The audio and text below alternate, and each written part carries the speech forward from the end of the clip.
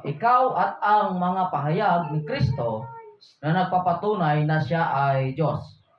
So you and Christ claim that prove He is God. So yan po ang ating Sunday School ngayon mga kapatid, na mga pahayag ni Kristo na nagpapatunay na siya ay Diyos. So yung mga nabanggit o nasabi ni Jesucristo, mga kapatid, na nagpapahayag o nagpapatunay na siya ay Diyos.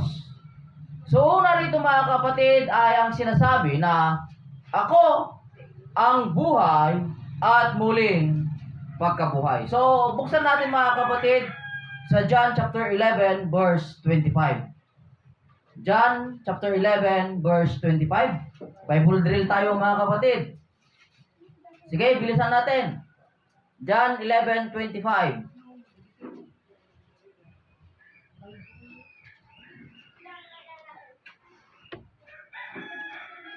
Sino nakahanap mga kapatid?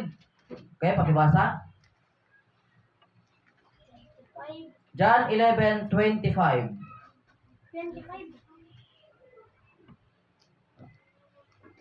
Sinabi sa kanya ni Jesus, ako ang pagkabuhay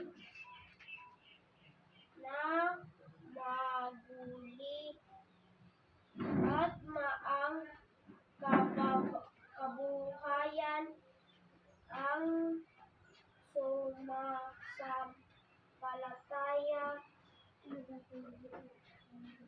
sa aking bagamat siya'y mamatay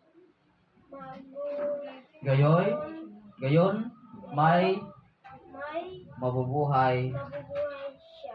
Amen. Praise God. So, sabi nito mga kapatid ng ating Panginoong Jesucristo na siya ang buhay at muling pagkabuhay. Kung titignan natin mga kapatid at aanalasahin natin maigi, alam niyo po ba mga kapatid na kayang pumatay ni Satanas mga kapatid, kaya niyang pumatay, pero hindi niya kayang bumuhay. Bakit? Dahil hindi naman nanggagaling sa kanyang buhay. So ang buhay natin mga kapatid ay galing sa Diyos. Tama po ba mga kapatid? Na ang buhay po natin na ito ay galing sa Diyos. So ang buhay mga kapatid, gaya nga ng sinasabi natin palagi, na wala tayong karapatan kunin ang buhay. Dahil ang buhay ay galing sa Diyos. At ang buhay natin mga kapatid ay pinagkaloob sa atin ng Diyos na kinakailangan po natin itong ingatan. So sabi nito mga kapatid, na ang buhay at muling pagkabuhay mga kapatid ay sa Panginoong Jesucristo. So dito po mga kapatid, nagpapahayag o pinapatunayan dito mga kapatid na ang ating Panginoong Jesucristo ay Diyos nga. Di po ba mga kapatid? Na sinasabi doon nga gaya ng sinabi ko kanina mga kapatid, na wala pong pwedeng magbigay o yung tinatawag natin na yung buhay. So pag mamatay na po ang tao mga kapatid, ay wala na pong magagawa ang tao na buhayin pa ang tao. So alam niyo po mga kapatid, until now mga kapatid ay pinag-aaralan po ito ng mga scientists kung paano buhayin yung patay at ang magkaroon ng immortal, yung walang kamatayan mga kapatid. Pinag-aaralan nila ito kung paano. Pero until now mga kapatid, they fail. Hindi sila nagtatagumpay mga kapatid. Kaya ngayong iba napapanood natin ay nagiging zombie sila. Nabuhay nga sila mga kapatid, pero wala na sa sariling katinoan.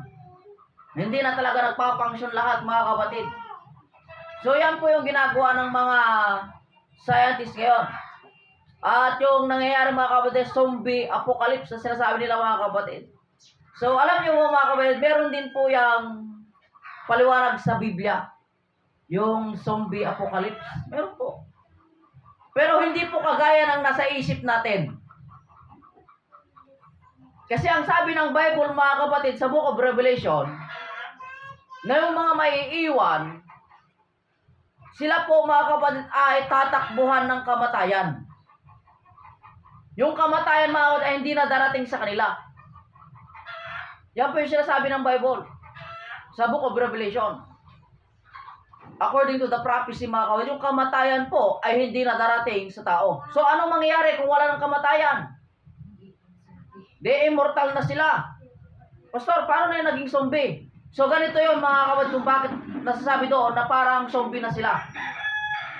Biruin mo mga kapatid, mahulog ka sa napakataas na building, bali-bali ang mga buto mo, pero buhay ka pa rin.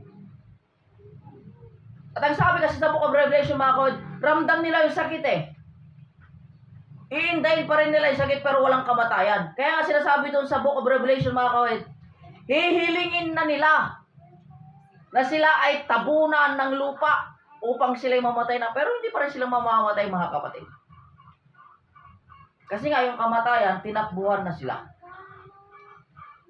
But, ang sinasabi po ng Biblia mga kapatid, ang buhay at ang pagkabuhay ng muguli ay kayang-kayang gawin ng ating Panginoong Jesucristo dahil siya po ay Diyos. Kaya yung mga ibang scientists mga kapatid, yung iba po, feeling Diyos sila. Kasi marami silang nagagawa na kamangha-mangha. Pero yun nga po mga kapatid, sasabi ko, hindi nila kayang buhayin ang patay. At ang Panginoong Jesucristo naman mga kapatid, kapag tayo po ay nananalangin sa pamamagitan ng pangalan ng ating Panginoong Jesucristo, nagkakaroon po ng milagro. Maging yung mga patay mga kapatid ay nabubuhay.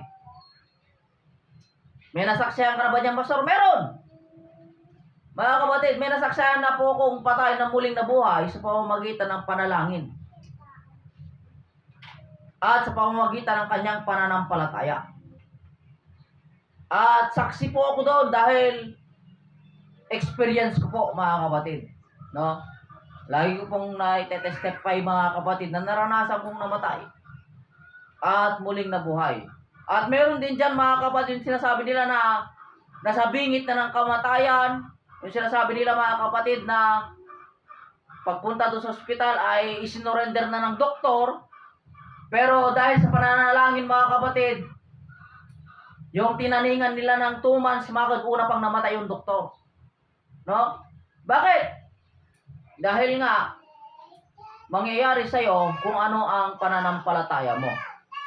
Ganyan po mga kapatid, ang pagtitiwala natin sa Diyos o sa ating Panginoong Jesucristo mga kapatid na nagpapatunay na siya po ay tunay na Diyos. Amen ba? Number 2 mga kapatid, sabi dito, ako ay buhay magpakailanman. In Apocalypse chapter 1 verse 18.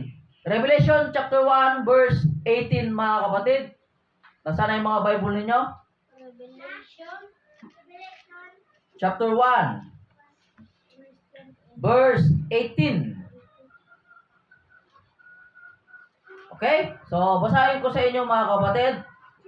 I am he that liveth and was dead, and behold, I am alive forevermore.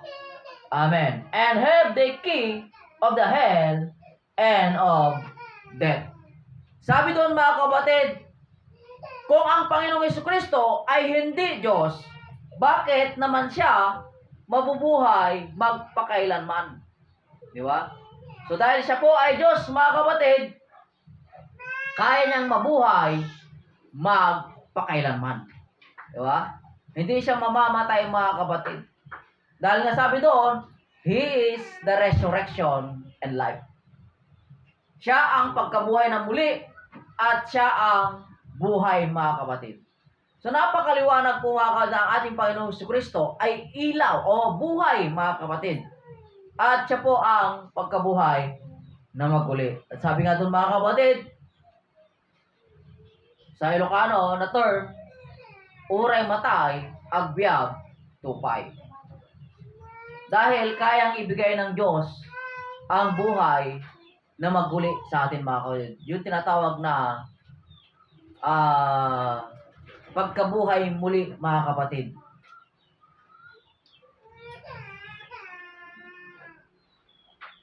Number 3, sabi rito mga kapatid, binibigyan ko sila o I give them the sheep, yung mga tupa. I give them eternal life. So, bibigyan tayo mga kapatid ng buhay na walang hanggan. Yan po ang pangako ng ating Panginoon mga kapatid sa atin. In John chapter 10 verse 27 to 28. Okay, John chapter 10 verse 27 hanggang 28. Wala na ba tayong mga Bible dyan mga kapatid? Sabi dito mga kapatid sa John chapter 10 verse 27 to 28. Dinirinig ng aking mga tupa ang aking tinig. At sila ay aking makikilala. At sila ay nagsisisunod sa akin. At sila ay bibigyan ko ng walang hanggang buhay. At kailanmay hindi sila malilipol at hindi sila aagawin ng sinumang sa aking kamay. So, sabi ng mga diringgin ng aking mga tupa ang aking tinig, sabi ng Panginoon. At sabi ng mga may pangako siya na tayo ay kanyang bibigyan ng buhay na walang hanggan. Ngayon mga kapatid, kung hindi siya Diyos, may karapatan kaya siya na magbigay sa atin ng buhay na walang hanggan? Kung hindi Diyos ang ating Panginoong Jesucristo mga kapatid, may karapatan kaya siya na bigyan tayo ng buhay na walang hanggan. Dahil siya ay Diyos mga kapatid, kaya meron po siyang karapatan at meron siyang kakayanan na tayo ay bigyan ng buhay na walang hanggan. Yan po mga kapatid, ang patunay sa mga pahayag ng Panginoong Jesucristo na siya po ay tunay na Diyos.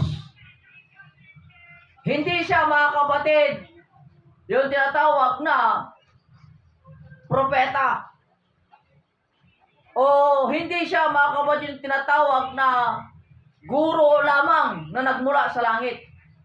At hindi rin po siya mga kapatid yung tinatawag na tao lamang. Siya po ay tunay na Diyos. John chapter 10 verse 30. Sabi dito mga kapatid, ako at ang Ama ay isa. So napakaliwanag doon mga kapatid na siya at ang Ama ay isa. Paano ba ang paliwanag nito? Paano natin ito maipapaliwanag maigi mga kapatid? Kasi sabi ng iba, o tignan mo pastor, gumamit siya ng word na R. Yung R plural yan. Ibig sabihin mga pastor, dalawa yan. I and my Father are one. Hello? Tingnan nyo mga kapatid. Dalawa ba ang tinutukoy noon? Dalawa ba ang tinutumbok noong I and my Father are one? Kasi nga yung R ay plural. Alam niyo mga kapatid na wrong grammar po kasi kung sasabihin natin na I and my Father is one. Wrong. Kasi ang subject po mga kapatid ay yung I at yung Father. Kung sa pag-aaral ng English mga kapatid, dalawa po kasi ang subject doon. I at yung Father. Kaya po gumagamit tayo ng word na R para maging correct yung kanyang sentence mga kapatid. Para hindi siya marong grammar. So, kaya sinabi na R mga kapatid dahil dalawa ang subject ay sa kayong Father. Hindi ibig sabihin mga kapatid na pag dalawang subject ay tumutukoy na ito sa dalawang persona. For example, me mga kapatid, gamitin ko, I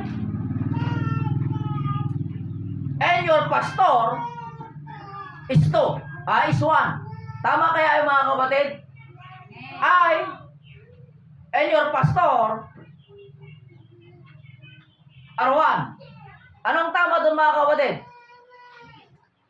I and your pastor is one, or I and your pastor are one.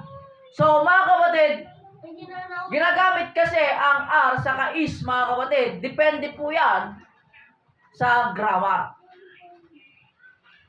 Pero hindi ibig sabihin mga kapatid, I and your pastor are one, ay dalawa na ako. No? Kaya intindihin po natin maigi mga kapatid yung grammar. So ibig sabihin dito mga kapatid, nagpapatunay po rito na ang Panginoon Jesucristo at ang Ama, sila po ay iisa. Dahil nga sinasabi mga kapatid, Jesus Christ, the living Logos. Siya po yung buhay na salita. Ang sabi nila mga kapatid. Kaya kung unawain natin maigi mga kapatid, ang salita at yung nagsasalita mga kapatid, hindi po natin pwedeng sabihin na sila po ay hiwalay. Amen ba? Di ba? Hindi po natin pwedeng sabihin na ako at yung salita ko ay magkaiba kami. Hello? Di ba? Pwede ba natin sabihin na yung ako na nagsasalita at yung salita ko ay magkaiba kami? Hindi, di ba? Ako at yung salita ko, iisa kami. Ako at yung salita ko, mga kapatid, ay hindi naiiba sa akin. Di ba? So kung unawain natin mga kapatid, yung sinasabi doon, in the beginning was the Word, and the Word was with God, and the Word was God. Para ba sinasabi, noong umpisa, naroroon na yung salita. Naririnig na yung salita. Kasi yung salita noong una mga kapatid, ay hindi nila nakikita. Di ba? Sino sa inyo mga kapatid ang nakakita ng salita? Meron ba? Nakikita ba natin yung salita mga kapatid? Hindi, di ba? Kaya, ang sabi lang ng mga naunang tao mga kapatid, noong una nga, siya ay salita.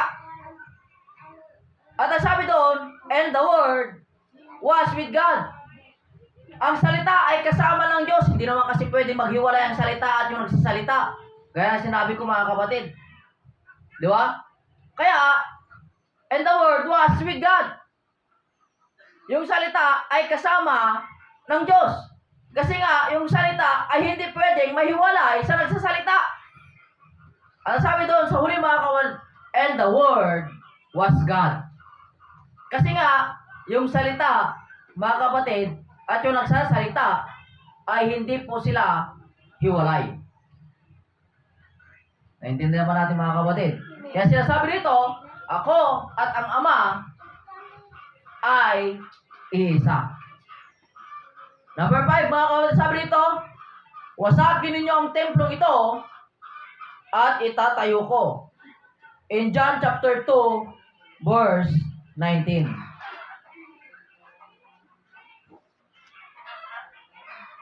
John chapter 2, verse 19, mga kapatid.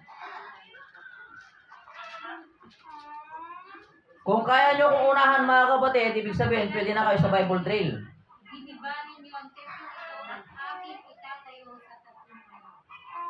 Okay, so sumagot si Jesus sa kanila ay sinabi, igiba ninyo ang templong ito at aking itatayo sa 3 araw.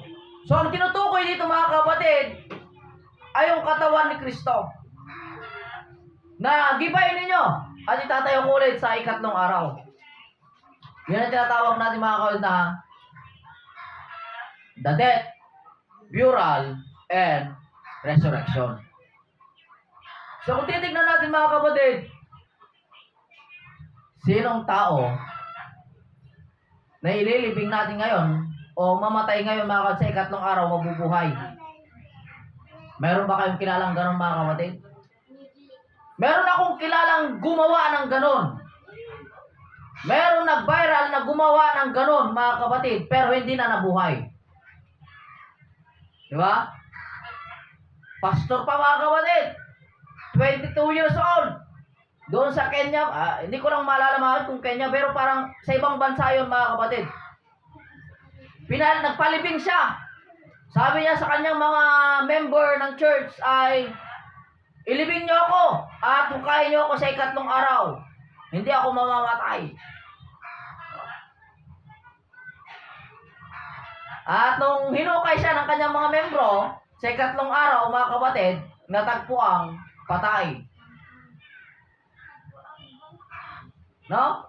Kasi nga, hindi naman sa Diyos, mga kapatid.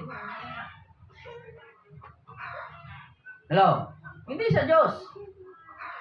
Hindi tayo Diyos, mga kapatid. Hindi natin kayang gawin ang ginawa ng ating Panginoon. Kaya yun, mga kapatid, hindi po literal na gagawin natin yung sinasabi doon na gagawin natin mga ginawa ng ating Panginoon sa Kristo. Hindi po literal. Symbolic po yung mga kapatid. May simbolo na dapat tayong gawin. So ano po ang symbolic nun, mga kapatid, nung tinatawag na the death, burial, and resurrection? So ang death natin, mga kapatid, ito po yung pagsisisi natin sa ating mga kasalanan. Hello? Ha? Ito po yung pagsisisi natin sa ating mga kasalanan. Yung tinatawag na death. At yung burial na, mga kapatid, yung pagkalibing sa atin, ito po yung tinatawag na water baptism. Doon po yung ilulubog tayo sa tubig upang mahugasan ang ating mga kasalanan.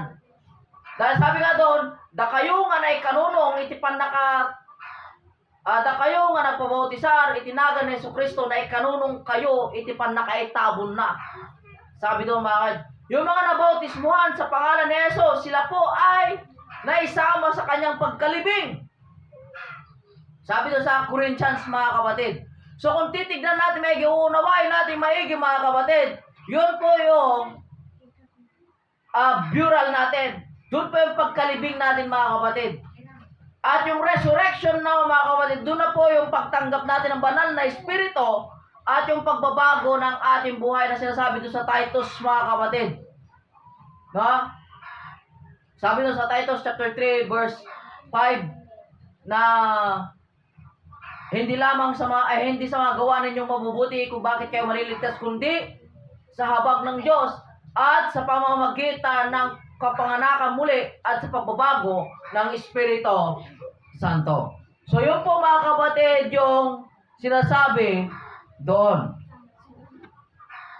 So John chapter 6 verse 40 to 50 John chapter 6 verse 40 and 54.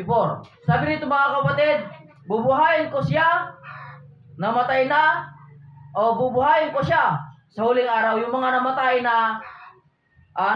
na may pananampalataya. Okay? Awanan taglulukat ti Bible nan. John chapter 6 verse 40. Mga kapatid, John chapter 6 verse 40. At ayaw kayong magsilapit sa akin upang kayo magkaroon ng buhay. Tama ba itong binabasa ko, mga kapatid? Mali. John chapter 6. John chapter 5 yung binasa ko pala. Ito ang kalooban ng ating Ama, na ang bawat nakakakita sa anak at sa kanyang sumampalataya ay magkaroon ng walang hanggang buhay. At akin siyang Ibabangon.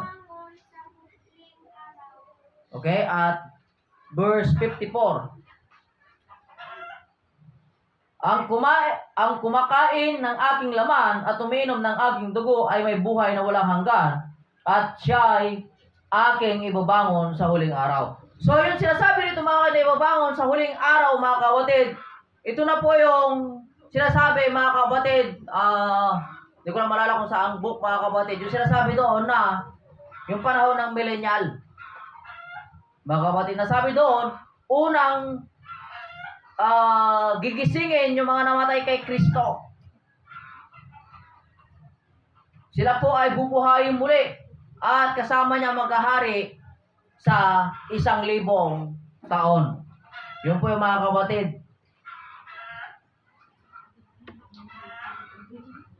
Praise God. Number 7. Ako ang Alpha at Omega. Revelation chapter 1 verse 17 to 18. So sabi ko nga doon mga kapatid, kung hindi sa Diyos, wala sana siyang karapatan na mag-alok o magbigay sa atin ng buhay na walang hanggan. At wala sana siyang karapatan o mag-alok mga kapatid na bubuhayin tayong muli sa huling mga araw. Pero dahil siya ay Diyos mga kapatid, kaya nagkakaroon po siya ng karapatan at kakayanan na tayo ay bigyan ng buhay na walang hanggan o kaya buhayin muli mga kapatid sa huling araw. Praise God. So pakibasa, Revelation chapter 1 verse 17 to 18. At nagsiya'y aking makita at masug akong waring patay sa kanyang pagkanan at pinatun niya sa aking ang kaniyang Kamay. na sinasabi, Huwag kang matakot. Ako, Ako'y ang una at ang huli. Yun ang sabi doon mga kapatid. At ang nabubuhay at ang ako'y namatay at narito ako'y nabubuhay magpakailanman at nasa akin. Yun ang sabi doon mga kapatid na siya ang Alpha at Omega. Siya yung una at siya yung huli mga kapatid. Kaya kung hindi sa Diyos mga kapatid, o kaya kung iba siya sa doon sa tinatawag nilang Diyos nung unang panahon mga kapatid, ibig sabihin dalawa na ang Alpha at Omega. Diba? Pero dahil sa ngayon mga kapatid at hindi sila hiwalay doon sa nagsasalita, sa salita mga kapatid, kaya tinatawag po natin na siya ay Diyos. At sabi nito mga kapatid, o sabi sa Old Testament, at marami tayong mababasa, sabi doon, I am the Alpha and the Omega, o kaya, sinasabi doon mga kapatid, I am the Lord thy God, and besides me there's no God. Sabi doon mga kapatid. So, napakaliwanag po na ang mga pahayag ng ating Panginoong Jesucristo mga kapatid ay pinapatunayan po talaga na siya ang tunay na Diyos. O kaya mga kapatid, pinapatunayan na siya nga ay Diyos. Number 8, ngayon ay kakasamahin kita sa paraiso. So, kung hindi sa Diyos, mga kapatid, bakit binigyan niya ng garantiya yung isang lalaki, mga kapatid, na magnanakaw doon sa cross? Di ba? 3 sila doon, mga kapatid. 2 magnanakaw ang kasabay ng ating Panginoong Jesucristo nung pinako sa cross. Pero sabi niya doon sa isa, mga kapatid, ngayon mismo, isasama kita sa paraiso. So, ibig sabihin, mga kapatid, Diyos talaga siya mga kapatid dahil meron siyang kapangyarihan, meron siyang kakayanan mga kapatid. At sabi niya rito mga kapatid, before Abraham was, I am. Kung unawain natin mga kapatid yung sinasabi niya rito sa John chapter 8 verse 58, doon sa Exodus chapter 3 verse 14, na sinasabi doon mga kapatid, before Abraham was, I am. Ano ba ang pangalan ng Diyos? Nung tinanong nila Abraham ang pangalan ng Diyos mga kapatid. Di ba ang sagot ng Diyos sa kanila? Nung tinanong nila, Panginoon, ano ba ang pangalan mo? Para masabi ko sa kanila, ang sagot ng Diyos sa kanila mga kapatid, I am that I am. Di ba? So dito nga mga kapatid, sinasabi nito ng ating Panginoon Jesucristo, before Abraham was, I am. Bago pa si Abraham, sabi niya mga kapatid, ako nga ay ako. So doon mga kapatid, pinapakilala niya na siya nga yung I am nung una. Siya yung Diyos nung una mga kapatid. Kaya kung titignan natin at babasahin natin ang book na ito mga kapatid, di ba dito nga pumulot ng bato yung mga tao doon para batuhin si Jesucristo. Kung babasahin natin at unawain natin yung mga nangyari doon mga kapatid. So next mga number 10, ako ang makapangyarihan sa lahat. Praise God. Kung hindi Diyos, si Jesucristo mga kapatid, bakit sinasabi niya na siya ang makapangyarihan sa lahat? Dito sa Apocalypse mga kapatid, sa Revelation chapter 1 verse 8, Revelation chapter 22 at chapter 21 verse 22, and chapter 4 verse 8, mga kapatid, sinasabi doon na siya ang makapangyarihan sa lahat.